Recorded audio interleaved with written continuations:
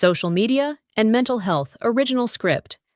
The rapid rise of social media platforms over the past 2 decades has coincided with a significant deterioration in adolescent mental health indicators across many countries, and researchers are increasingly confident that the relationship is more than coincidental.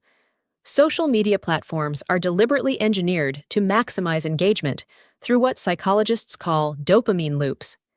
Every like, comment, notification, and share triggers a small release of dopamine in the brain's reward system, creating compulsive usage patterns that resemble those seen in other forms of addiction. The consequences for teenagers, whose brains are still developing and are particularly sensitive to social comparison, are serious. High screen time is strongly associated with increased rates of anxiety, depression, poor sleep quality, and reduced self-esteem. The mechanism is partly driven by constant exposure to curated and idealized versions of other people's lives, which distort users' perception of what is normal and attainable. Studies have shown that limiting social media use to under 2 hours per day significantly reduces anxiety symptoms among adolescents. The lecture concluded that while social media offers genuine social benefits, its addictive design features represent a serious public health concern requiring both regulatory intervention and widespread digital literacy education. Retell script.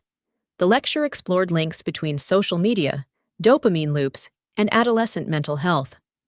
The speaker explained that platforms trigger dopamine through likes and notifications, creating addictive cycles linked to anxiety, depression, and reduced self-esteem. Constant exposure to curated online lives causes harmful social comparison.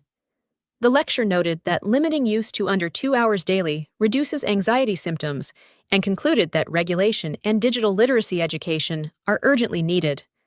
Keywords to hit: social media, mental health, dopamine loops, adolescent anxiety, screen time, self-esteem, social comparison, addictive design, depression, digital literacy.